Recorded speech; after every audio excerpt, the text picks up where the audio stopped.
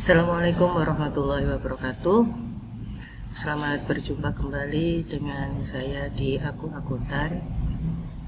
Kali ini kita akan membahas memo penyesuaian yang akan diinputkan ke Mayop dan mengerjakan UD Abadi. Jadi ketika menginputkan jurnal penyesuaian, kita akan klik count, kemudian record journal entry. Di sini ada general journal. Ini bisa kita inputkan kode memorialnya, kemudian tanggalnya. Karena ini adalah jurnal penyesuaian, sebagai pembeda dengan jurnal umum kita kasih tanda bintang, kemudian tanggal.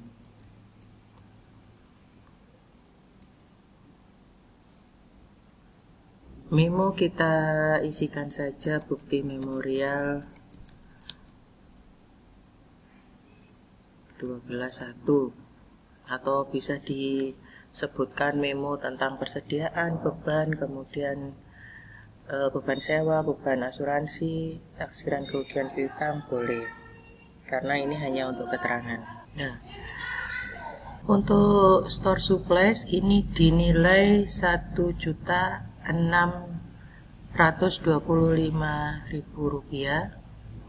Jadi kita cari dulu datanya. Kita bisa buka report, kemudian trial balance ini bisa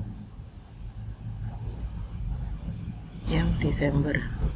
Kita display, kita cek store supplies. Di sini ada 10.300.000, sedangkan saldonya 1.625.000. Berarti akan ada pemakaian selisih antara 10.300.000 dengan 1.625.000. Berapa selisihnya? 10.300.000 dikurangi 1.625.000, yaitu 8.675.000. Karena ini beban pemakaian, berarti kita gunakan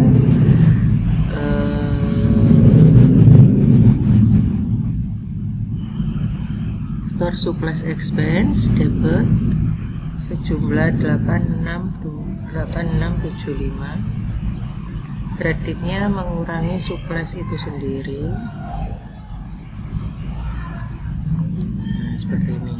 Kemudian beban sewa toko untuk bulan Desember 1 juta. Ini langsung aja mengurangi, jadi beban rent expense 1 juta mengurangi prepaid rent 1 juta. Sama untuk beban asuransi juga, insurance expense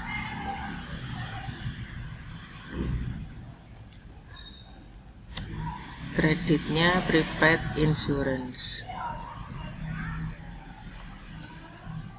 Nah, kemudian untuk taksiran kerugian piutang 2,5% dari saldo 31 Desember, ini kita cek di trial balance.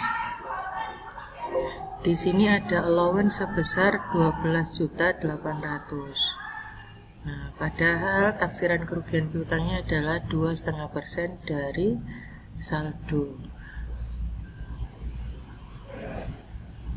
Ini maksudnya saldo piutang ya. Kita coba hitung menggunakan kalkulator.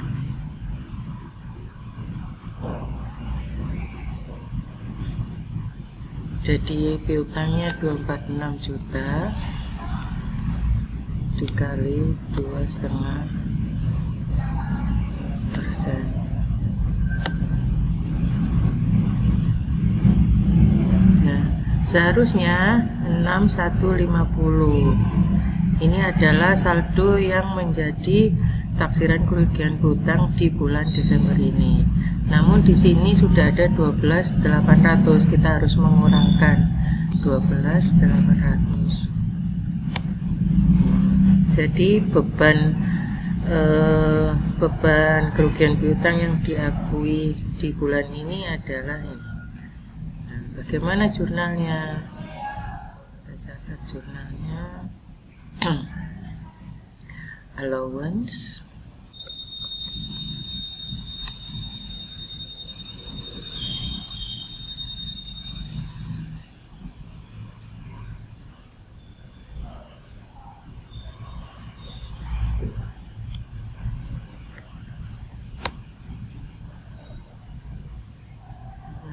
Ini jurnalnya untuk memo 1. Sudah kita oke, kita record.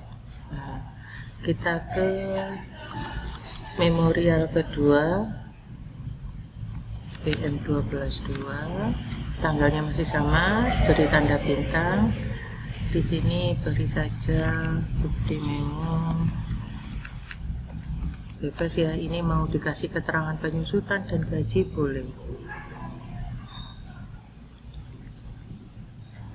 Oke, penyusutan equipment ini kita gunakan equipment expense, depreciation expense sebesar 700. Kemudian akumulasi.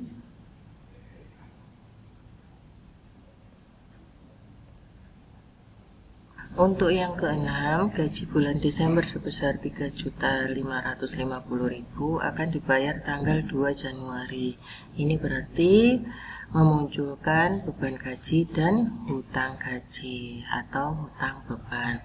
Kita gunakan beban gaji terlebih dahulu. Wages and salaries. Kita inputkan 3.550.000. Kemudian yang kedua, ini ada hutang expense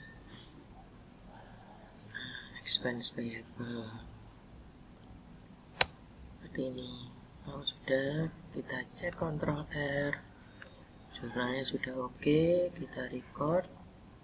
Nah, untuk yang ketiga, jadi karena pencatatan PPN income dan PPN outcome-nya sesuai dengan faktur pajak, maka kedua akun tersebut dapat segera ditutup, dipindahkan ke PPN payable. Oke, kita catat dulu bukti memorialnya.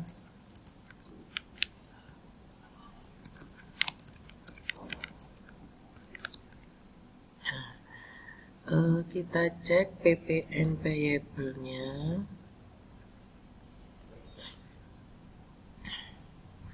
Oke, ini ya PPN payable.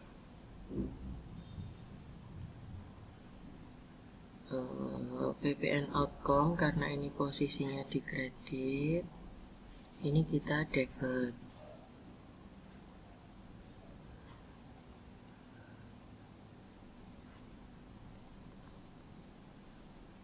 PPN outcome kita debit sebesar jumlah yang ada di trial balance ini 81 610 ribu.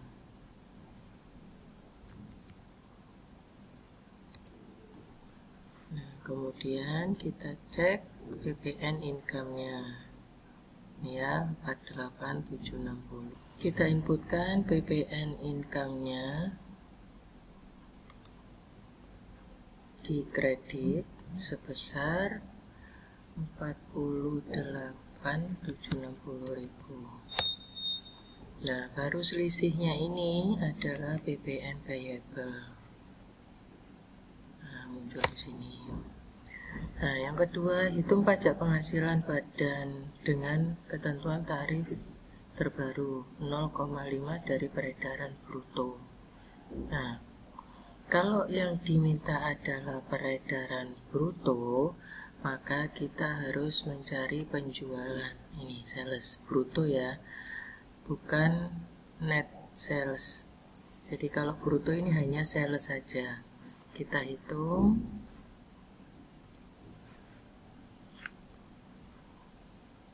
Jadi salesnya adalah 1279 miliar dikali 0,5%.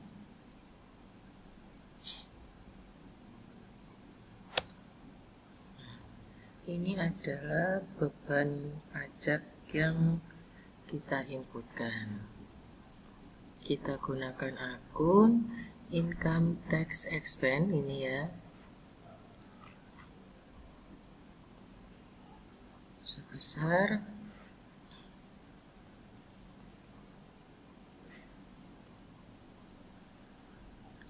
Rp6395. Kreditnya income tax payable.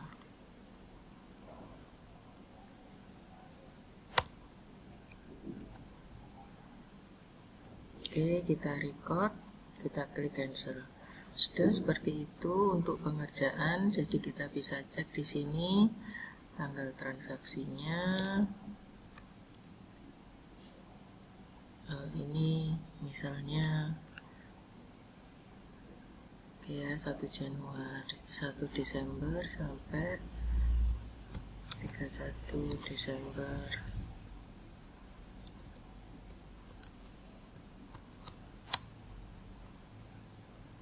Nah, ini muncul semua saldo awal ya. Tapi kalau ingin ada saldo piutang hutang, kita masukkan aja tanggal ini. Nah, ini akan berubah. Nah, kemudian bagaimana kalau kita ingin mencetak hasil laporannya? Kita bisa klik report. Nah, di sini banyak, ada standard balance sheet. Ini bisa kita cek. Nah, kalau hanya sampai dengan Desember, ini berarti tidak termasuk penyesuaian. Tapi kalau termasuk penyesuaian, kita kasih yang 13 period. Kita display. Nah, ini balance sheet-nya. Oke, demikian juga untuk profit and loss, laba ruginya. Kalau ini kita gunakan 13 period, berarti ini adalah laba setelah pajak. Nih, itu ya. Kalau mau dicetak, tinggal kita pilih print. Mau langsung cetak kertas boleh, atau mau di PDF hasilnya. Kalau PDF pakai yang ini. Kalau mau langsung cetak kertas ini. Oke, gitu ya. Oke, semoga manfaat video kali ini. Sampai ketemu lagi di video selanjutnya. Semoga bermanfaat. Assalamualaikum warahmatullahi wabarakatuh.